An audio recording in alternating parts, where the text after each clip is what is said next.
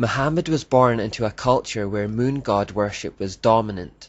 Furthermore, he was born into the Quraysh tribe, who were particularly devoted to the moon god.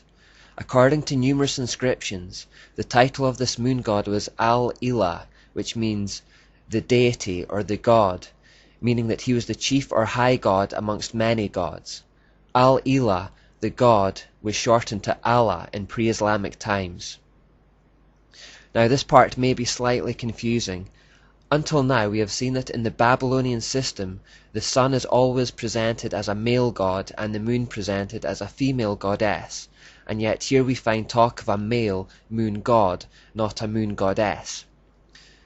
This is because there were certain branches where the roles were reversed.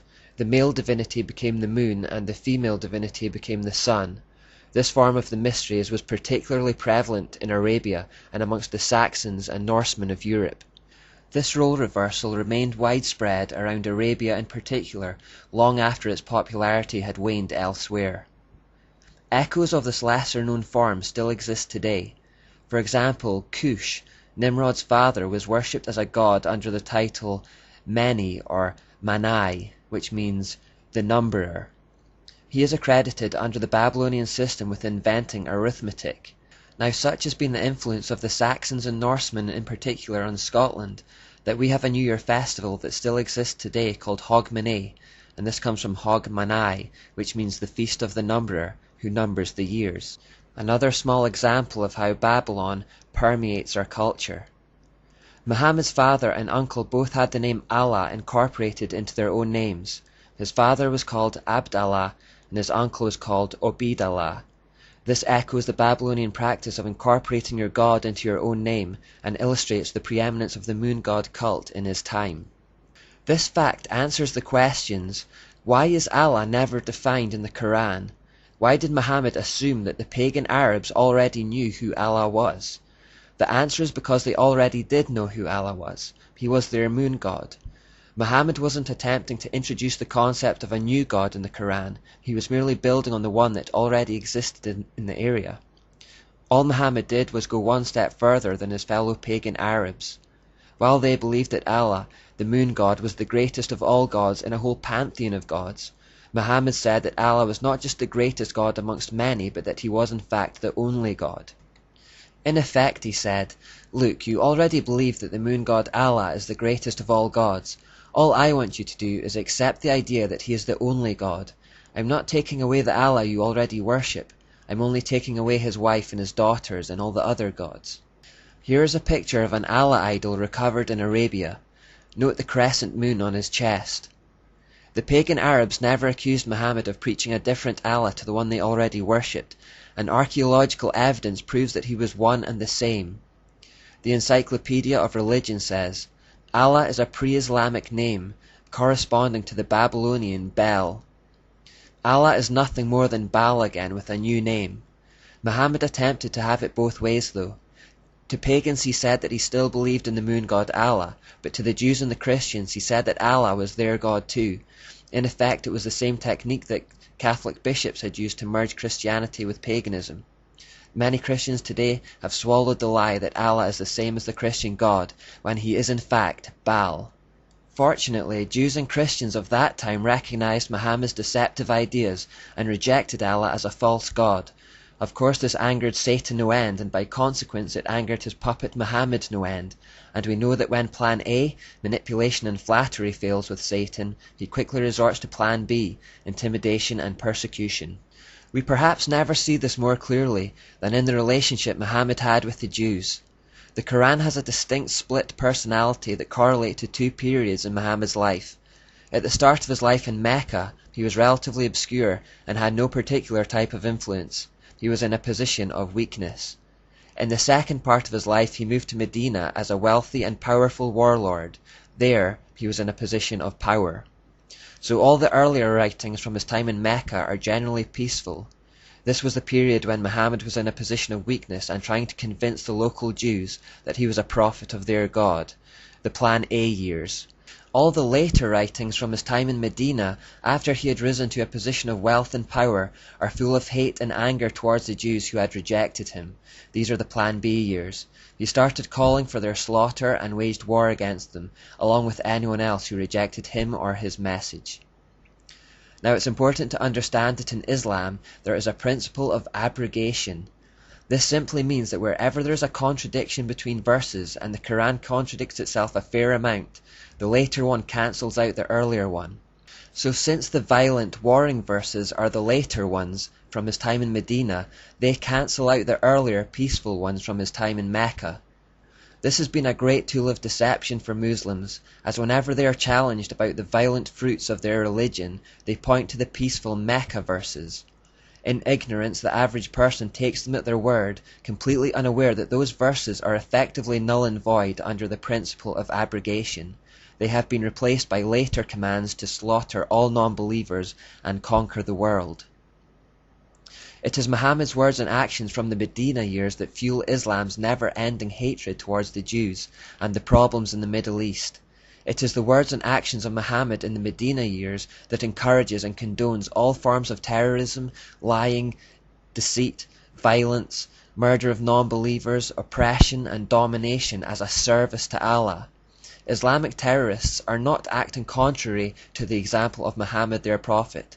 They are acting in perfect harmony with his own actions 1400 years ago. The Bible says that, "You shall know a tree by the fruit it bears." The entire history of Islam has been littered with this type of violence, and when we look at the life of Muhammad in any detail, we will discover why. It produces bad fruit because it was a bad tree with its roots in the kingdom of darkness. The following are the recorded words and deeds of Muhammad.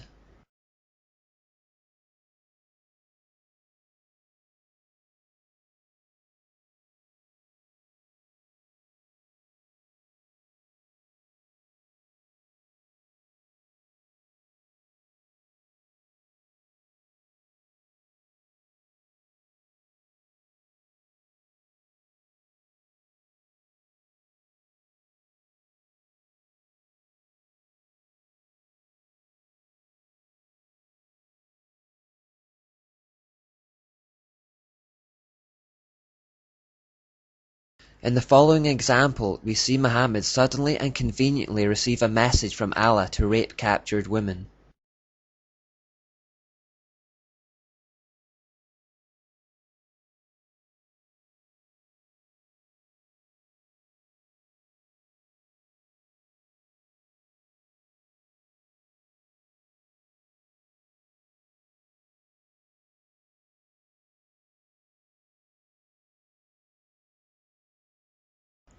This event shows a particular audacity, permitting rape at the drop of a hat simply by conjuring a verse from Allah to support it out of thin air. Any whim or fancy that took him could be acted upon if he claimed he was doing it under divine authority or instruction. Muhammad understood what Nimrod and Semiramis understood, that spiritual authority gives temporal authority. Wherever Satan is involved, there is often a telltale hatred for the Jews, and this comes through loud and clear in Islam.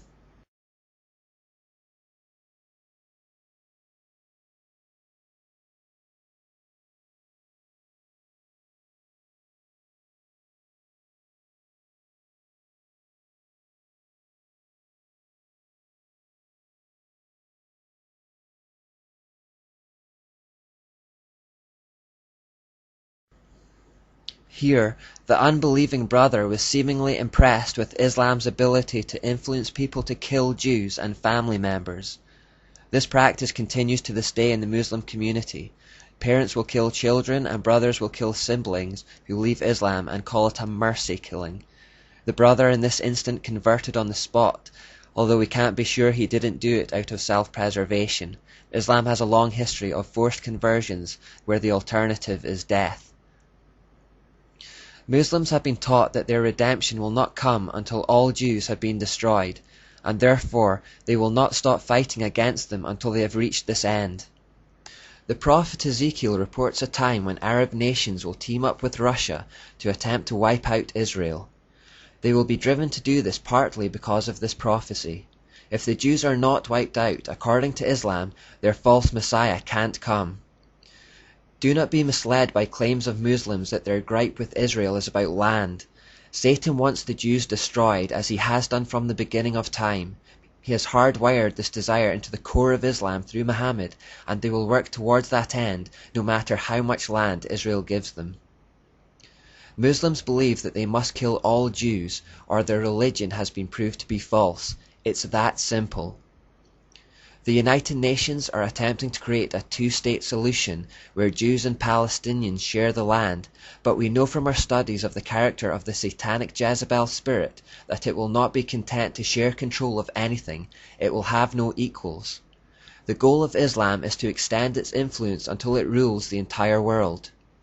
In Islam, the world is currently divided into two, the House of Islam and the House of the Unbeliever or Infidel. They foresee a day when the whole earth will become Islamic and work continuously towards this end. The name Islam actually means submission, and this refers to the whole world submitting to the rule of the pagan moon god Allah, Allah being another name for Baal, and Baal being Satan. They believe that world peace will only come when they have triumphed over all the so-called infidel.